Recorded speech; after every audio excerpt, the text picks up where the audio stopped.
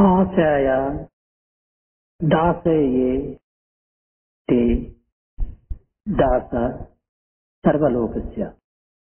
The one ఎవడు ఆశకు దాసుడవును అట్టివాడు లోకమునకే దాసుడవుతాడు.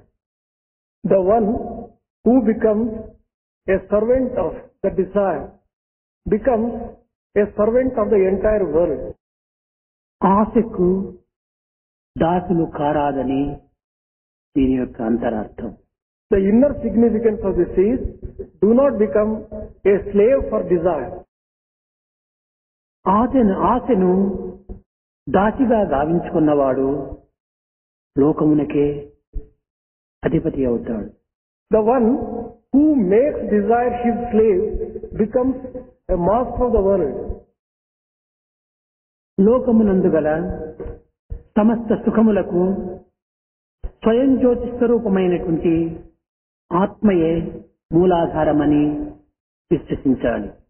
We have to believe that the self-effulgent Atman is the basis of all the happiness and joys of the world. మానవుని యొక్క ఇంద్రియ సుఖములకై తాపత్రయపడుతూ ఈ ఇంద్రియానందమే సత్యానందమని భావించి సతమతమవుతున్నాడు మానవుడు. People are immensely suffering, thinking that the world, the joys of the senses which they derive from the worldly objects are true. But this is not true. అయితే ఈ ఇంద్రియ సుఖములకు కానీ ఇంద్రియ భోగభాగ్యములకు కానీ జగత్తునందు గల సమస్తమైనటువంటి యొక్క విషయములు ఎందు కలిగినటువంటి ఆనందములకు కానీ ఏది ఆధారము అనేటువంటి సత్యాన్ని మానవుడు విచారించలేకపోతున్నాడు. Man has not been able to inquire and find out what is the basis for the joy of all the sense objects and all the luxuries of the world. Bhagavad Gita యందు దేహమును ఒక ఘటముగా భావించారు. In Bhagavad Gita, body has been described as a pot. ఈ యొక్క కుండకు 10 రంధ్రములు ఉంటున్నవని కూడాను బోధించాడు. It has also been taught that there are 10 holes for this pot. కింద ఒక జ్యోతిని పెట్టి 10 చిల్లుల కుండను మూసిపెట్టి దానిపైన దట్టమైనటువంటి వస్త్రం వేసినప్పుడు ఈ జ్యోతి యొక్క ప్రకాశం మనకి ఏమాత్రము కనిపించదు. If you keep a light, and on that light if you keep a pot with 10 holes, and if you cover this pot with a thick cloth, you would not be able to get the light. నెమ్మదిగా ఆ పైన వేసినటువంటి దట్టమైన వస్త్రమును తీసినప్పుడు 10 జ్యోతులుగా కనిపిస్తుంది. Gradually and slowly, if you lift that thick cloth which covers this pot, you will be able to see the light coming through the 10 holes of the pot. 10 జ్యోతులుగా ఉండినట్టుగా మనకు కనిపిస్తుంది. కానీ ఆ మూసినటువంటి యొక్క ఘటమును కూడా నువ్వు బ్రద్దలు చేసినప్పుడు ఒకే జ్యోతి మనకు సాక్షాత్కరిస్తుంది. It looks as though that there are 10 lights, but when you break the pot, you will recognize that there is only one light. స్వయం జ్యోతి అయినటువంటి ఆత్మతత్వమే ఇందులో ఒక్క జ్యోతి, ఏక జ్యోతి. The self-effulgent principle of Atman is the one light which is there. దీనిపైన 10 చిల్లులు కలిగినటువంటి యొక్క దేహం అనేటువంటి ఘటమును మూసిపెట్టారు. On this self-effulgent light of Atman, you have covered with the body which has got 10 holes. దీనిపైన మమత్వం అనేటువంటి మాయతత్వం అనేటువంటి దట్టమైనటువంటి వస్త్రం కప్పబడింది. This part has been covered by the thick cloth of mildness and attachment. కనుక మొట్టమొదట ఈ మమత్వం అనేటువంటి మాయను ఈ దట్టమైన వస్త్రాన్ని తీసివేయాలి. Therefore, in the very first place, remove the cloth, the thick cloth of mamatva first. This is ignorance. ఇది కేవలము ఒక మాయా స్వరూపంలో ఉంటుంటాది. This is in the form of delusion. ఈ మాయ కూడాను దైవం యొక్క స్వరూపమే. This illusion also is the form of God. కనుకనే మాయోపాధి భగవంతుడని కూడాను బోధించింది. Therefore, God has been described as one who has illusion as his upadhi. ఈ మమత్వం అనేటువంటి మాయ తొలగిన తర్వాత 10 జ్యోతులుగా కనిపిస్తున్నాయి. Once you take away this cloth of illusion, you can see 10 lights. కన్నుల నుండి మనం చూడబడేటువంటి వెలుతురంతా కూడాను ఆ జ్యోతి యొక్క ప్రతిబింబమే. The light which you can see through eyes, it is a reflection of the Jyoti inside. మనము చెవుల నుండి వినేటువంటి యొక్క శబ్దము కూడాను ఆ జ్యోతి యొక్క రియాక్షనే. The sound which you can get to hear through the ear, this also is a reflection of మన నోటి నుండి వెలువడేటువంటి శబ్దం అంతా కూడాను అదే sound. The sound which you get through your mouth is the resound of that Jyoti. ఈ విధంగా ప్రతి ఇంద్రియం నుంచి మనం ఏమేమి అనుభవిస్తున్నామో, ఏమేమి చేయగలుగుతున్నామో ఇవన్నీ కూడాను ఆత్మజ్యోతి యొక్క బింబమే. All that you have been able to do and experience through these sense organs is only a reflection and image of the Atma Jyoti. ఇది కేవలము ఘటముండినంత వరకు భిన్నత్వంగా కనిపిస్తాయి ఈ జ్యోతులు. So long as you have got this part, the body, you experience this as a different Jyotis and different lights. ఏకత్వంలో అనేకత్వాన్ని మనం దర్శిస్తున్నాము. We have been able to see multiplicity in unity. కానీ ఉపనిషత్తులు ఈ విధంగా అంగీకరించలేదు. అనేకత్వంలోని ఏకత్వాన్ని దర్శించమని చెప్పాయి. But Upanishads have been teaching that you see unity in diversity. అయితే ఈ అనేకత్వంలో ఉండేటువంటి ఏకత్వాన్ని ఎప్పుడు మనం దర్శించగలుగుతాము? When can we see and experience this unity in diversity? ఈ దేహాభిమానం అనేటువంటి ఘటమును బ్రద్దలు చేసినప్పుడే ఏకజ్యోతిగా వెలుగుతుంది. Only when we destroy the body consciousness, then we'll be able to experience it as one. కనుక దైవత్వం అనేటువంటి అనేకత్వంగా గోచరించడానికి మూల కారణము ఈ దేహాభిమానమే. The reason for experiencing divinity in multiplicity is the attachment to the body and body consciousness. ఈ దేహాభిమానములో ఏకత్వంలో అనేకత్వాన్ని విశ్వసించేటువంటిది మాయతత్వమే. It is the principle of illusion which is causing this kind of experience of seeing diversity in unity. కానీ అన్నింటి యందు ఒకే ఏకత్వమే ఉంటున్నటువంటి యొక్క సత్యాన్ని బోధించేటువంటిదే ఈ యొక్క ఉపనిషత్తులు. Upanishads have been teaching that there is only one and that is the unity in the multiplicity. సర్వోపనిషత్ సారమే ఈ Bhagavad Gita. Bhagavad Gita is the very essence of all Upanishads. కనుక ఏతావాత అన్నింటి యందు ఉండినటువంటి యొక్క ఆత్మతత్వం అనేటువంటి ఏకత్వమని బోధించేటువంటి యొక్క సమత్వమే ఇందులో సరైనటువంటి అర్థము. The correct meaning is that there is only one thing and that has to be experienced in everything. This is దీనిని సమత్వం యోగ ఉచ్యతే అన్నారు. This has been said, described as equality is yoga. అయితే అన్నింటి యందు కూడాను సమత్వం ఏ రీతిగా ఉన్నది అనేటువంటి విషయాన్ని మనం నిత్య జీవితంలో కూడాను కొన్ని మార్గముల యందు మనము విచారణ చేయాలి. We have to inquire, taking a few instances of daily life, how we can experience equality in diversity and in number of items. తిష్టాది గుణ సంపర్కాత్ అని అన్నింటి యందు కూడినటువంటి ఏకత్వమైనటువంటి యొక్క ఒక్క దివ్యత్వం ఉంటుండాలి. It has been said that it is divinity which is inherent in everything. మనము భుజించేటువంటి ఆహారంలో అనేక విధమైనటువంటి మధుర పదార్థములు మనం చేసుకుంటుంటాం. In the food that we take, we prepare different types of sweets. Mysore pak, gulab jam, barfi, palkova, mithai, jalebi, kheer ఇలాంటివంతా మనం చేసుకుంటుంటాం. A number of items like Mysore pak, gulab jamun, barfi, etc. we just prepare. అయితే వీటి రూపనామములు ప్రత్యేకంగా ఉంటున్నాయి కానీ ఇందులో చేరినటువంటి యొక్క ఏకత్వమైనటువంటి యొక్క తత్వము చక్కెర ఒక్కటే. The form and the name of all these items are different, but the inner substance is sugar. It is the same. ఇది సమత్వంతో కూడినటువంటి యొక్క యోగత్వం. This may be described as yogatva, which is full of equality. ఇది కూడటం చేతనే దీనికి ఈ మాధుర్యం ఏర్పడుతూ ఉంటుండాలి. Because sugar is there is sweetness in all these items. నిజంగా బియ్యపు పిండిలో తీపి లేదు. In rice flour there is no sweetness. ఈ ఏకత్వమైనటువంటి చక్కెర యోగత్వంతో అనగా కూడటం చేతనే ఆ బియ్యపు పిండికి తీపి ఏర్పడుతుండాలి. Because the rice flour is associated with sweetness, that is sugar, you have been able to enjoy it as sweet. గోధుమ పిండిలో తీపి లేదు. Similarly, in the wheat flour there is no ఆ sweetness. గోధుమ పిండితో కూడా ఈ చక్కెర చేరటం వల్లనే దానికి తీపిగా వస్తుంటుండాలి. Even in case of the wheat flour also, because it is associated with sugar, it is becoming sweet. శనగ పిండిలో కూడాను తీపి లేదు. It is so in the gram flour. అందులో కూడా ఈ చక్కెర చేరటం వల్లే లడ్డు తీయగా ఉంటుండదన్నాం. Because sugar is associated with it, you are describing laddu as sweet. కానీ ఈ సమత్వం అనేటువంటి యొక్క చక్కెర దివ్యత్వము అనేకత్వంతో కూడటం చేతనే ఈ దివ్యత్వము అనేక రూపనామములుగా విభజింపబడుతూ వచ్చినట్టుగా భావిస్తున్నాం. Because this sugar of divinity is mixed with so many things, you have been enjoying all the things as the sweet. మానవుడు కేవలము ఆహార విహారములతోనే జీవితం అంతిమంగా చేయరాదు. Man should not end his life with only joys and enjoyments. ఇట్టి ఆహార నిద్రను మాత్రమే అనుభవించే నిమిత్తమై మానవత్వం రాలేదనేటువంటి సత్యాన్ని గుర్తించాలి. We have to recognize the truth. We have not got this human nature and human life for the sake of enjoying food and sleep.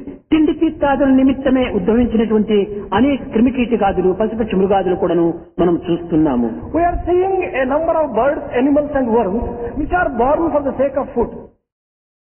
ఈ విధమైనటువంటి యొక్క మృగములు పశుపక్షాదులు కూడాను అనుభవించేటువంటి సుఖమును అనుభవించుటకు మానవత్వమే ఎందుకు రావాలి?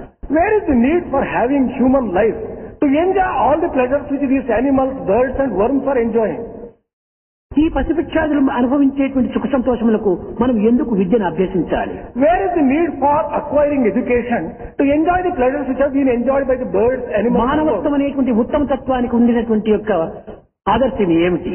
What is the special ideal which has been held out for humanity? జంతువునాం నరజన్మ దుర్లభం అనేటువంటి దాంట్లో ఉన్నటువంటి అంతరార్థం ఏమిటి? What is the inner significance of the statement that it is difficult to obtain human life? మానవుడు పశువుగా మారటం కోసమని మానవత్వం రాలేదు. మానవుడు పశుపతిగా మారాలి. Human life has been given not for becoming an animal, but he has to become the master of the... మానవుడు మాధవత్వాన్ని పొందే నిమిత్తమై వచ్చినాడు కానీ దానవత్వాన్ని అనుసరించడం కోసం రాలేదు. Man has taken human life to become divine and not to become a demon. కనుకనే ఈ విధమైనటువంటి ఉన్నత స్థాయిని పొందే నిమిత్తమై ఈ మానవత్వం లభ్యమైనటువంటిది అనేటువంటి సత్యాన్ని గుర్తించాలి. We have to recognize the fact that human life is given to us in order that we reach an elevated place. దీనిని కూడాను జీసస్ కూడా చెప్పాడు. మానవుడు కేవలం ఒక రొట్టె ద్వారానే జీవించటం లేదు. The same thing has been just said by Jesus, that man is not living by food దీనికంటే alone. ఉన్నతమైనటువంటి యొక్క విశిష్టత మానవుని యందు ఉంటున్నది. There is extraordinary significance which man has to attain. అనిత్యమైనటువంటి పదార్థములను విసర్జించటము, నిత్య సత్యమైనటువంటి పదార్థములతో సంబంధం కల్పించుకోవటం ఇది మానవుని యొక్క ప్రధానమైనటువంటి కర్తవ్యం అన్నాడు.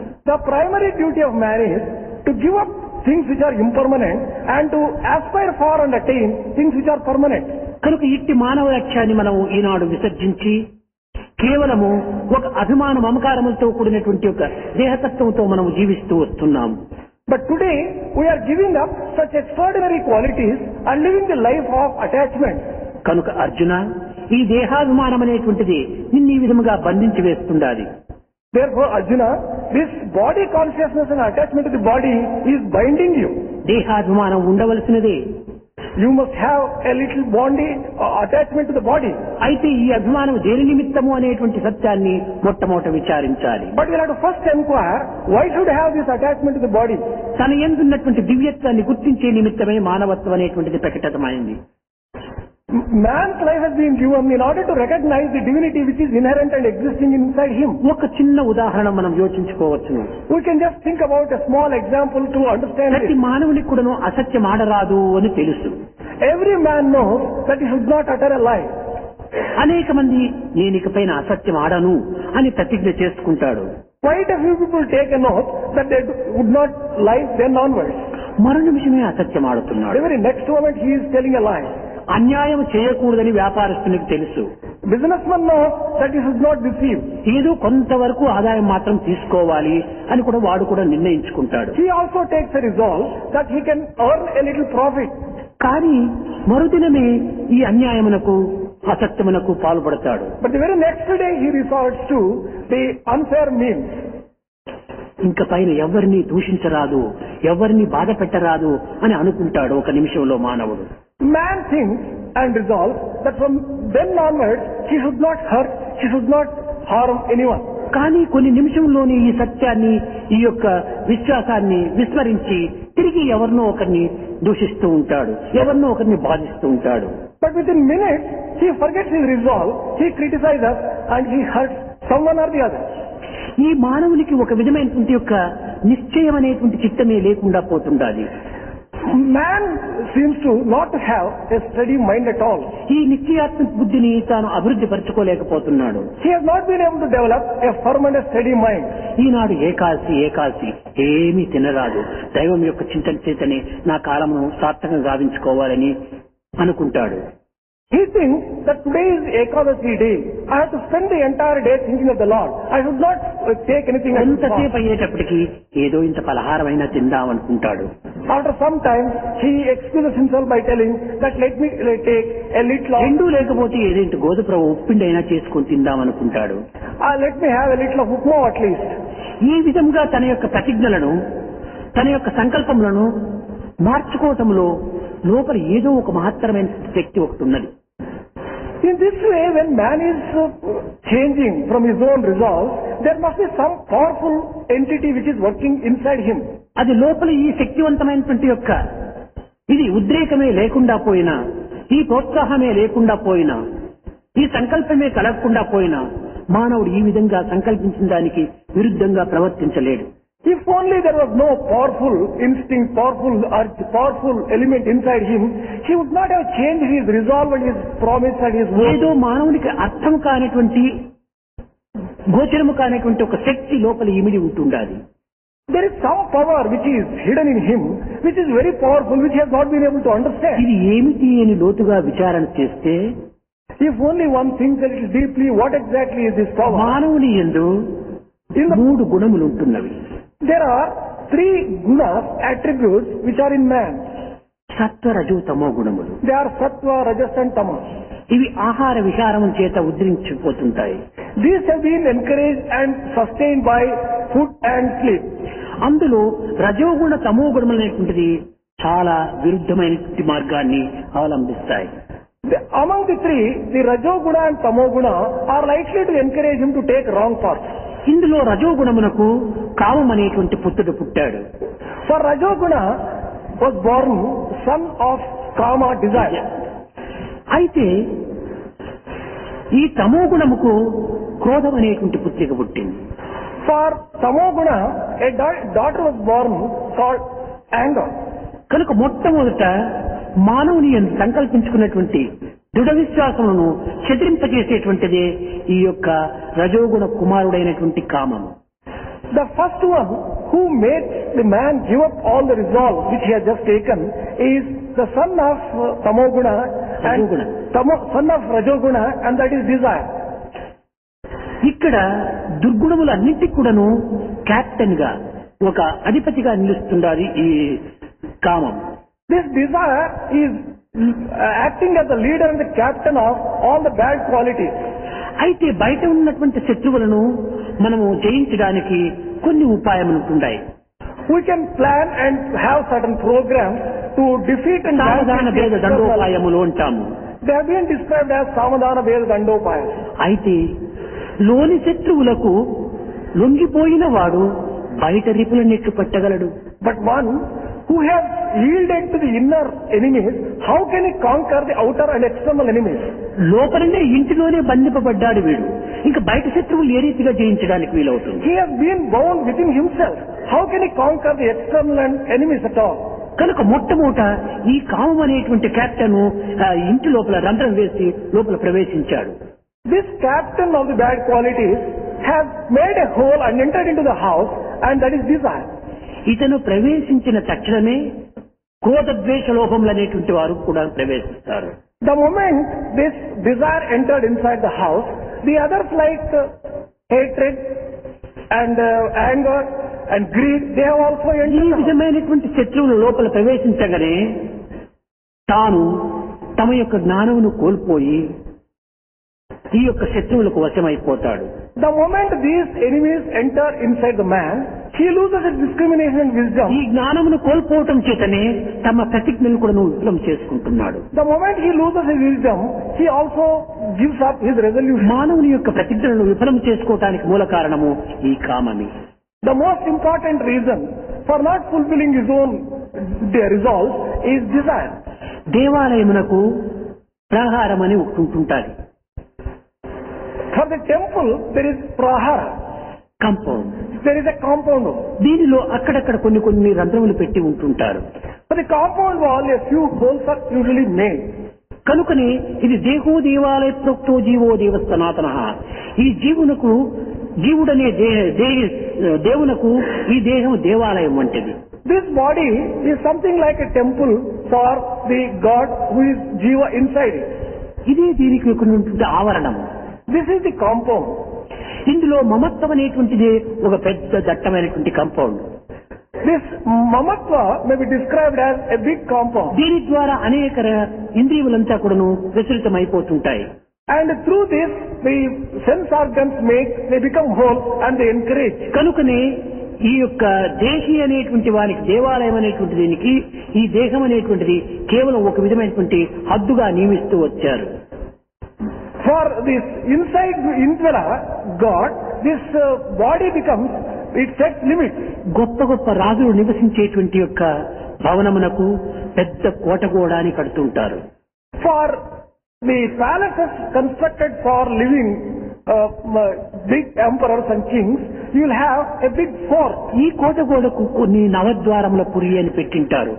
For this fort usually there will be 9 gates. అదే విధంగానే రాజ మహారాజ ఆత్మ సామ్రాజ్యం అనేటువంటి దీనికి తాను మహారాజు అనేటువంటి యొక్క దివ్యత్వంతో కూడినటువంటి ఆత్మతత్వమునకు దేహము ఒక కోటగోడ మాదిరి ఉంటుండాలి. Similarly, for this extraordinary emperor of Atman, this body is something like a fort.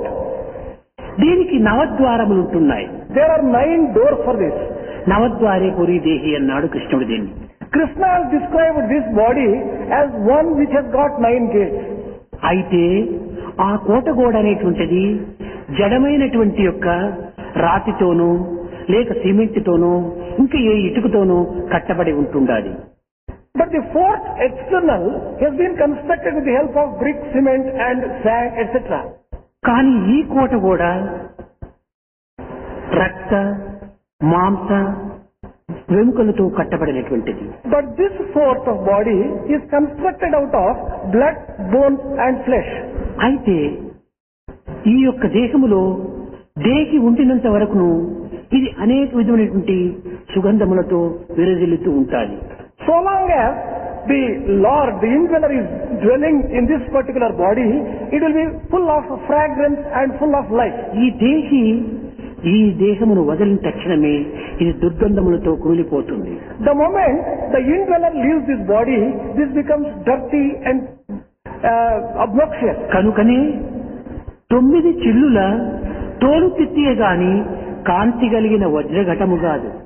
Therefore, this body has been described as the one which has got 9 holes, but it is not a one which is full of diamonds. నిమిషములకు నీచులూరునే కాని పునుగు జవ్వాజీలు పుట్టబోవు. Moment after moment, it emits bad smell rather than emits good and perfume.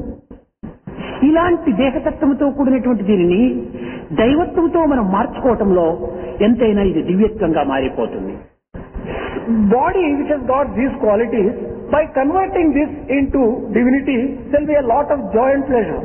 కానీ మానవుడు ఈ దేహమును ఏదో ఒక ఉపాధిగా భావించి తన యొక్క భోగభాగ్యమును చేకూర్పజేసేటువంటి యొక్క ఉపాధిగా కూడా దీన్ని విశ్వసిస్తున్నాడు. But unfortunately, man is thinking this to be an instrument which can give him a number of joys, material. ఇది ఉపకరణంగా తాను భావిస్తున్నాడు. He is taking it as an instrument. అందువల్లనే దీనిని అనేక విధములుగా కూడాను పెడమార్గమును పట్టించడానికి ప్రయత్నిస్తున్నాడు. That's why he is taking up the use of this particular body in the wrong way. ఇది మానవత్వమునకు చివరి నిష్కర్ష కాదని చెప్పాడు కృష్ణుడు. Krishna has just said that this is not final proof of real humanity. నాయన దేహాన్ని అనుగ్రహించడము దేహిని తెలుసుకోవటం కోసం. Say, body has been given in order to understand the indweller who is Dehi. కనుక నీకు పశుపక్షి మృగాదుల కంటే తెలివితేటను అధికంగా ప్రసాదించడంలో ఉన్నటువంటి అంతరార్థం ఇదే. The inner significance of giving you the power of discrimination and the mind which has not been given to the animals. పశుపక్షి మృగాదులకు విచారణ శక్తి ఇంత తీవ్రంగా ఉంటుండదు. Animals and birds do not have the discriminating power and power of inquiry. మానవుడు ప్రతి క్షణమునందు కూడాను ఒక్కొక్క దానిని ఒక్కొక్క విచారణ శక్తితో అనుభవిస్తున్నాడు. Man has been able to enjoy many things with the help of this kind of inquiry and thought. తన తత్వాన్ని తాను విచారణ చేసడంలో తన యొక్క శక్తిని తాను ఉపయోగపెట్టుకోవాలి. He has to use all his powers of inquiry in understanding the principle which he constitutes. కనుక మన యందు ఉండినటువంటి మన ప్రతిజ్ఞలను భిన్నముగా ఆవించేటువంటి మొట్టమొదట ఈ కామతత్వాన్ని మనం నిర్మూలన చేయాలి. Therefore, this particular principle of desire which is making us give up all our resolves, we have to understand కానీ this. వాంఛలు ఉండాలి. There must be desire. వాంఛలే లేకపోతే మానవునికి ఈ జగత్తును క్షణమైనా జీవించలేడు. Without desires, man is not going to live even for a moment in this కానీ world. ఆ వాంఛలు కొన్ని సదుపయోగమైనటువంటి రీతిగాను These desires, man has to use it for good. ఇది ఒక సదుద్దేశంలో ఉండి ఇతరులకు కొన్ని ఆదర్శవంతమైనటువంటి జీవితాన్ని అందించేటువంటి ఆశయాలుగా ఉంటుండాలి. He has to hold this as a good example for others. ఇది నిజమైన మానవత్వం. This is true humanity. మానవత్వం లోపల సమాజ తత్వాన్ని కూడాను లక్ష్యం నందుంచుకోవాలి. Man has to keep the principle of samadhi also in his life. సమాజం యొక్క లక్ష్యమే మానవుని యందు లేకుండినా తమ యొక్క జీవితం సార్థకం కానేరదు. If he doesn't have the welfare of the society as his goal, he is not a human being. సమాజం నందే పుట్టి సమాజం నందే పెరిగి సమాజం నందే జీవించేటువంటి మానవుడు సమాజంకు భిన్నంగా జీవించడానికి వీలు కాదు. As he is born in the society, he lives in the society, gets so many benefits from the society, he has to serve the అయితే society. మానవుడు చేసేటువంటి ఏ చిన్న కార్యమైనా ఏ పెద్ద కార్యమైనా కూడాను భగవత్ ప్రీత్యార్థం అనేటువంటి భావంతో చేస్తే ఇవన్నీ సార్థకం అవుతాయి. Be it a small work or a big work, whatever man has been doing, he has to do it for the sake of మనం Lord. చేసే ప్రతి కర్మ కూడాను దైవత్వంగా మార్చుకోవాలి. Whatever work we do, we have to convert it into a work divine work. Transform into worship. Work must be transformed into worship. మనము ఏ పని చేసినా ఇది నాకు సరి అయినటువంటిదా కాదా, నేను చేయదగినదా కాదా అనేటువంటి విచారణ చేయాలి. Whatever work we do, we'll have to ask two questions. Is it going to be good for me? And is it a thing worth లోపల నుండి వెలువడేటువంటి ఈ యొక్క నవ జ్యోతులు కూడాను దైవం యొక్క జ్యోతులు. All the lights, 9 lights which are emanating from the body, are the lights coming out of God and divinity. స్వయం లింగం యొక్క ప్రకాశము. This is the effulgence coming out of స్వస్వరూపం యొక్క ప్రతిబింబము. This is a reflection of Swaswarupa. కనుక ఇది భగవంతుని తేజస్సును ఏ రీతిగా మనం ఉపయోగించుకోవాలి అనేటువంటి లక్ష్యం ఉంటుండాలి.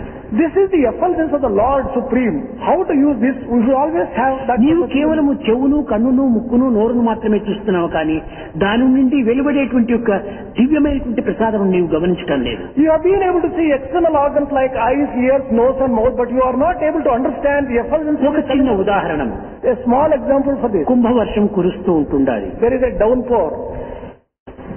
కొన్ని పెంకుల నుండి నీళ్లు కారుతున్నాయి. Water is coming from the roof. కొన్ని షీట్స్ నుంచి కారుతున్నాయి నీరు. From zinc sheets, water is flowing out. కొన్ని మిద్దెకు పెట్టినటువంటి దోణుల నుంచి కారుతున్నాయి నీరు. Small outlets of the external roof. కొన్ని కొన్ని చినుకులు వృక్షం నుంచి పడుతున్నాయి. Water is coming from that. ఇది చెట్టు చినుకులు అని మనం అనుకుంటున్నాము. From the tree also. మిద్ది దూరం నుంచి వచ్చేటువంటి నీరు అనుకుంటున్నాము. We are describing this water as water coming from the పెంకుల roof of a నుండి house. పడేటువంటి నీరు అని భావిస్తున్నాము. Similarly, from the roof of a thatched house. ఈ రేకుల నుంచి వచ్చేటువంటి నీరు అని విశ్వసిస్తున్నాము. Similarly, water is coming from. కానీ ఈ అన్ని నీరు కూడాను మేఘం నుంచి వచ్చినవే. But we'll have to recognize the truth. All this water is coming from the sky. కనుక ప్రతి ఒక్కరి వాక్కు కూడాను దివ్యత్వమైనటువంటి దైవవాణిని. Therefore, all the speech from whomsoever it is coming, it ఈ is దోణులు వేరు, ఈ పెంకులు వేరు, ఈ యొక్క షీట్లు వేరు. all these things which are incidentally coming as in between the clouds and ourselves, that they are different. కనుకని అనేకత్వంలో ఉన్నటువంటి ఏకత్వాన్ని మనం పట్టాలి. We have to recognize the unity which is underlying all the different things. ఈ ఏకత్వాన్ని మనం పట్టినప్పుడే భిన్నత్వం అనేటువంటి దూరం అవుతాయి. Once we have been able to get hold of this unity, the diversity భిన్నత్వం దూరం disappears. కాగానే ఈ కామతత్వం అంతర్ధానం అయిపోతుంది. Once the diversity disappears, desire disappears. కామము ఏనాడు అంతర్ధానమైందో ఇంకా క్రోధములకు ఏమాత్రమూ అవకాశం లేదు. Once desire goes, there is no room for ఈ anger. కామక్రోధమును నిర్మూలము గావించిన తక్షణమే ఆత్మజ్ఞానం స్వస్వరూప దర్శనాన్ని అందిస్తుంది. If you destroy desire and anger, you will be able to just get your real. ఇది సాధన ద్వారాను విచారణ ద్వారాను మన ఎందున్నటువంటి యొక్క దివ్యత్వాన్ని మనం ఏకత్వంగా భావించడానికి ప్రయత్నించాలి. Through sadhana and through inquiry, we should be able to enjoy the divinity which is within us. దీనిని అసతోమా సద్గమయ, తమసోమా జ్యోతిర్గమయ, మృత్యోర్మా అమృతంగమయ అన్నారు. The same thing has been just said in the prayer, asatoma sadgamaya, tamasoma jyotirgamaya, mrityorma amrutangamaya. అయితే ఒక్కొక్క వస్తువు ఒక్కొక్క స్థానమును పొందటం చేత దానికి విలువ అధికమవుతుంది. The different objects get their value by the position they occupy. మనము చేసేటువంటి ఎట్టి కర్మలైనప్పటికీ దైవార్పితమైనటువంటి భావంతో చేసినప్పుడు ఆ కర్మలు కూడా విలువ కలిగినటువంటివి అవుతాయి. Whatever work you do, if only you do it for the sake of the Lord and offering to the Lord, they get an extra value. దైవం యొక్క సంపర్కము చేత ఆ విషయం కూడా పవిత్రమైపోతుంది. By the association of the work with the Lord, they also become very sacred. ఒక చిన్న ఉదాహరణ, One small example. మనం ఇంటిలో ఎక్కడైనా ఎలుకను చూసేటప్పటికీ బోను పెట్టడము, కర్ర తీసుకొని కొట్టడము మనం జరుపుతుంటారు. If we see a rat inside our house, we take the stick and try to punish it. ఈ ఎలుకను చూస్తే మనం చాలా అలక్ష్యంగాను అసహ్యంగాను భావిస్తాము. When we see a rat, we will be a little indifferent or we will be disgusted with కానీ it. అదే ఎలుక వినాయకుని వాహనంగా వచ్చిందంటే నమస్కరిస్తాము. But the same rat, when it becomes the vehicle of Vinayaka, we worship it. కారణం ఏమిటి? What is the reason for this? ఇది దైవార్పితమైనటువంటి యొక్క దీనిగా ఉండటం చేత దానికి ఆ విలువ కూడా లభించింది. The value rat has been able to obtain because it has offered itself to the Lord. పామును చూస్తే మనము పట్టి కొట్టుతాం. If you come across a snake, you hold it and you... లేక ఎవరినైనా పాములు పట్టేటువంటి వాడిని పిలిపించి పట్టించి దూరంగా తీసుకుని వెళ్ళమని చెప్తాం. Otherwise you get a hold of a snake charmer and hand it over to him. అదే పాము ఈశ్వరుని ఆభరణాలుగా ఉంటుంటే దానిని మనం నమస్కరిస్తాం. When the same snake adorns Ishvara, we worship and we offer salutation. కారణం ఏమిటి? What is the reason for this? అది ఈశ్వరుని యొక్క అర్పితంగా రూపొందింది. Because it has offered itself to Ishvara, therefore it is... కనుక ఈశ్వరార్పితమైనటువంటి యొక్క విషతత్వములు కూడాను అది ఘనమైనటువంటి యొక్క కీర్తిని స్థానమును పొందుతాయి. Even if it is a poisonous snake, once it offers itself to God, it acquires a lot of fame and becomes worthy of worship. లోపల విష్ణువు ఈశ్వరునకు ఏదో ఒక సందేశం పంపాడు. Once upon a time, Vishnu sent a message to Ishvara. ఎవరితో పంపాడు? గరుడుతో పంపాడు. Through whom did he send the message? Through Garuda he sent it. ఈ గరుడ ఈశ్వరుని దగ్గరికి వచ్చి బాగా ఆడుకుంటూ వచ్చి వాలినాడు. This Garuda came to Ishvara, swinging its wings, and it just... ఇతని రెక్కల యొక్క గాలి చేత ఈ ఈశ్వరుడు ధరించినటువంటి పాములకు కొంచెం చలనం కలిగింది. The breeze which was coming out of the movement of the wings of this Garuda, the snake got a little feel of it. అప్పుడు మెడయందున్నటువంటి పాము గరుడను చూసి పుస్ అని కొట్టింది. అనగా కోపం వచ్చిందన్నమాట తనకు. The snake which was adorning Ishvara snake, ఈశ్వరునిపై ఉండినటువంటి నన్ను వీడు బెదిరిస్తున్నాడా అని తనకు ఒక అహంకారం చేత స్థానబలం చేత అహంకారంతో ఈ గరుడ పైన కోపం పడింది. By virtue of the strength which it has got on account of the position it occupies, it suffered from egoism and it began hissing at Garuda. గరుడు కూడాను అతి శాంతంగా తాను చెప్పాడు. Garuda also ఓ mentioned, సర్పరాజమా, నీవు ఈశ్వరుని మెడలో ఉంటున్నావు కాబట్టి నిన్ను క్షమించవలసి వచ్చింది. అతని మెడ వదిలిపెట్టి పక్కన రా, ఒక్క నిమిషంలో కొట్టుకొని పోతానన్నాడు. Garuda said, "Oh snake, you are there around the neck of Ishvara, therefore I have excused you. Come a little aside, I'll take you out." ఆ స్థానమునే వదిలితే గరుడుకు ఆహారంగా అయిపోతుంది ఈ స్నేక్.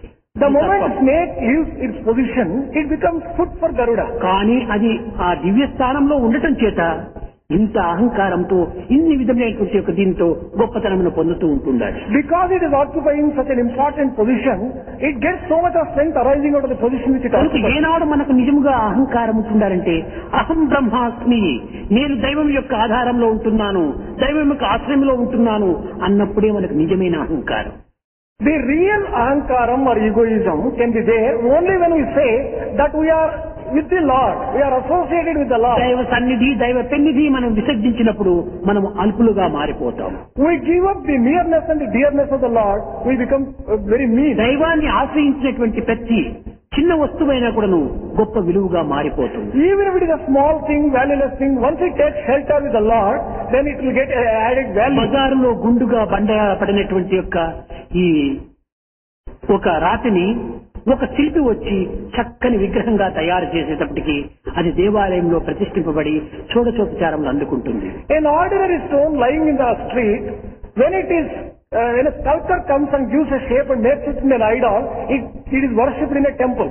కనుకని దైవత్వాన్ని మనం పొందేటప్పటికీ ఎంత అధికత్వంలో మనలో జీవితము ప్రకాశిస్తుందో మనం యోచించుకోవాలి.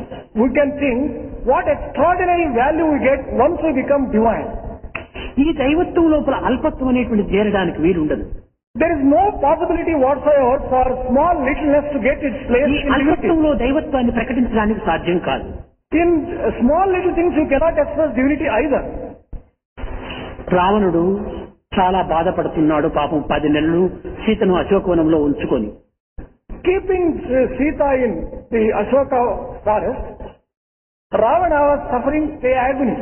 10 నెలలైనప్పటికీ ఈమె ఏమాత్రం కూడా ఇతని ముఖం చూడటం లేదు. Even though 10 months lapsed, she was not prepared ఒక to పలుకైనా పలకటం లేదు. She did not even utter a word to వీడు Ravana. ఎన్ని రకములైనటువంటి యొక్క దీనిని ఆడినప్పటికీ ఆమె ఏమాత్రము లక్ష్యం చేయలేదు. Whatever threats were held out, she did not care a little. ఈ బాధను గుర్తించినటువంటి మండోదరి చెంత చేరి భర్తకు బోధిస్తూ ఉంటుండాలి. This fact was realized by Mandodari. She went to her husband Ravana and she was teaching him. Ravana, నీవు అనంత శక్తి కలిగినటువంటి వాడు.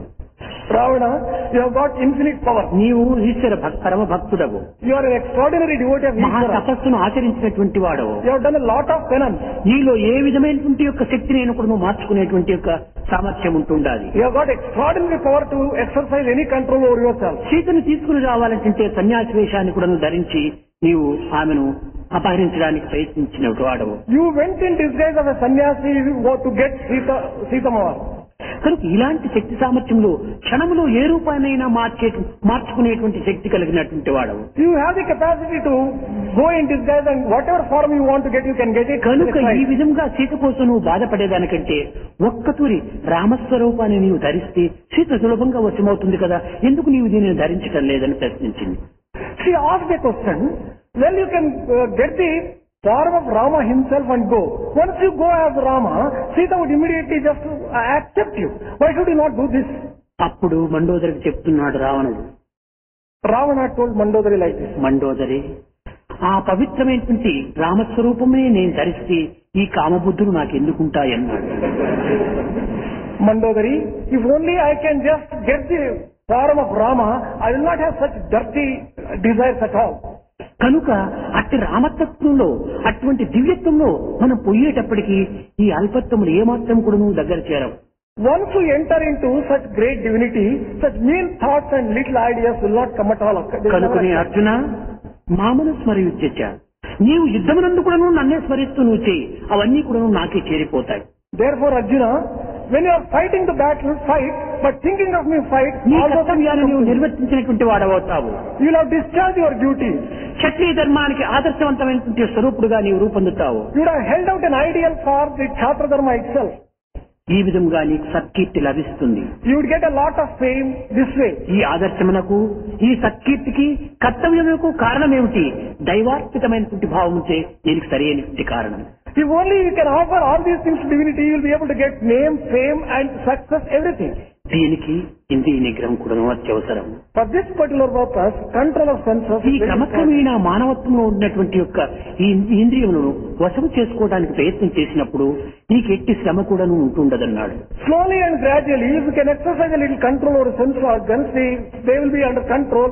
When you, as a human being also, you will be able to control. అప్పుడే నీవు స్థితప్రజ్ఞుడు కాగలవు. Then only you will be able to become Sthita-prajna. సమచిత్తము నీలో అభివృద్ధి కాగలదు. Then you will be able to develop equal-mindedness. కేవలం నీవు సమచిత్తాన్ని దూరం చేసి సంఘచిత్తంలో నీవు జీవిస్తున్నావు. You are living today with all attachments, keeping equal-mindedness at distance. కనుక సంఘం నిరంతరము మారేటువంటిది. Associations will always be changing. సంఘం నిరంతరం కూడాను కొంత చలనంతో కూడినటువంటిది. Association is full of changes. కనుక ఇది అనిత్యము, అశాశ్వతమైనటువంటిది. This is impermanent and this is not going to. నిత్య సత్య నిర్మలమైనటువంటి యొక్క ఆత్మతత్వాన్ని నీవు గుర్తించుకోమని చెప్పాడు. Recognize the truth which is permanent, which is ever living.